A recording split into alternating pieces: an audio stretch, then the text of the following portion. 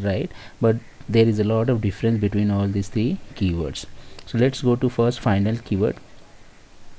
So when this final keyword is used, so if suppose final is used anywhere, okay, before any variable or a method or a class, okay, final keyword can be used before the variable or method or a class, right? So if a final keyword is used before a variable, that means that variable will be marked as what?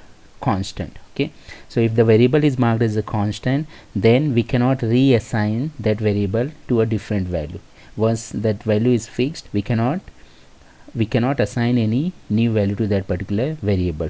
So it's telling that that variable declaration is now final. Okay, in the future you cannot change that particular variable declaration. Whatever you declare, that is fine. Similarly, if a final keyword is declared before any before any method, then what will happen? Normally this is done when we are having inheritance, and the derived class, suppose any function is marked as what? Final.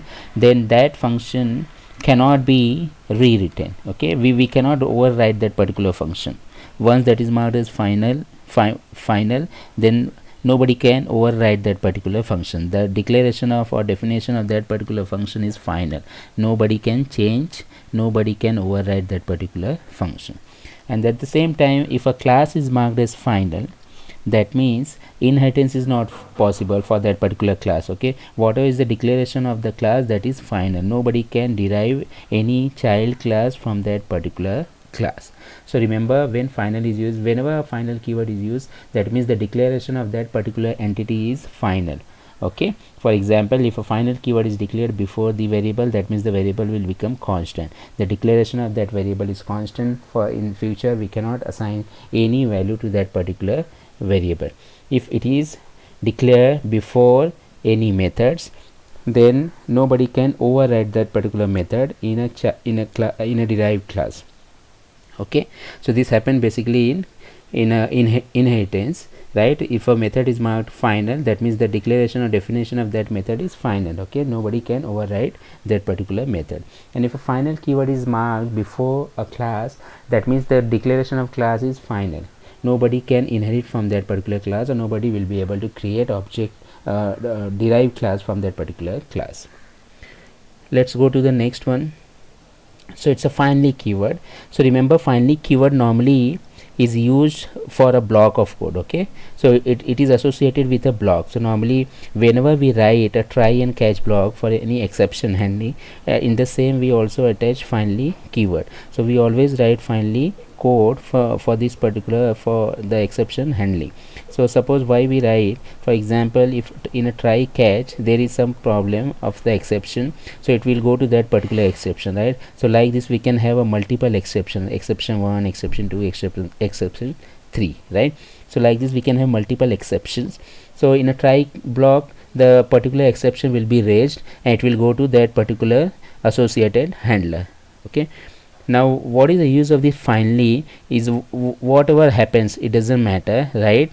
Whatever exception is raised and it is being handled, finally you will have to execute this particular code which is written inside this finally block. So whatever things is written inside the finally block, that must be executed at the end. So normally which kind of code we normally write in the finally? For example, if any exception is raised, that means some problem has happened over there, right? So normally we write in finally some closing connection code or cleanup code. For example, we want to delete certain thing, we want to deallocate certain thing, right? So that kind of code we write in finally block, because finally section will be definitely executed. Okay, it doesn't matter which kind of exception is raised. Now let's go to the next one, finalize. So finalize is basically a method. Okay, it is associated with a garbage collector, right? So what happens whenever any object is destroyed, who destroyed the object? That is a garbage collector. Okay, garbage collector will collect the object, and then whenever it will have a time, suitable time according to it, whenever a scheduler schedule it, it will try to destroy it, right? And when a object is being garbage collected, when there is no reference to that particular object, right, and it is there for some time in the memory and nobody is being referring to that particular object, then that object qualifies to be a garbage collection. Clear? So garbage collector basically, let's say suppose this is a garbage collector. Okay, wait, so this is a garbage collector and this is an object. So if this object is not having any kind of reference in the program, then this qualifies to be a garbage collector for garbage collection, right? So garbage collector will try to collect this particular object.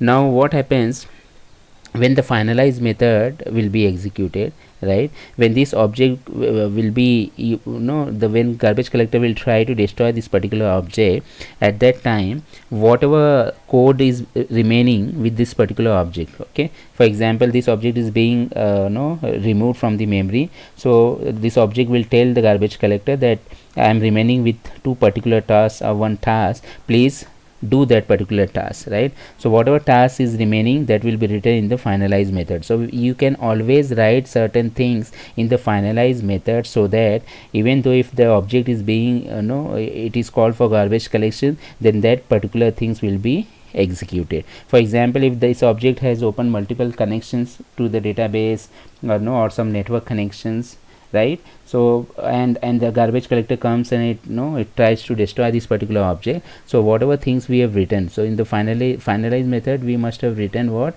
the closing connections of the network connection or the database connection code. So that code will be executed and this then the object will be destroyed, right? So before destroying the object, that code will be executed. That's why that is written inside the finalize method. So I hope all these three methods will be clear to you. Let's again see one more time the final method, final keyword, finally, and finalize. Final is a keyword which is used normally before a variable, class, or method. So if this is used, that means the declaration of that particular entity, whether it's a variable, class, or method, that is final. Okay, nobody will be able to change in the future.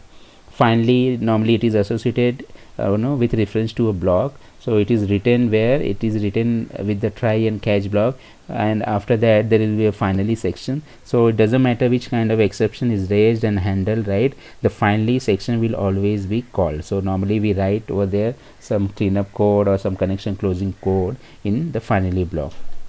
And then the finalize method is there, which is some kind of method which is always being executed if it is there, if it is written for the object. Okay, so if object is being destroyed or object is being called for garbage collection, then it will try to execute the finalize method, because that code has to be executed, and in that code, in that section, there must be some code related to, like closing of the connection, database connection, or closing of a network connection. That kind of important code must be there.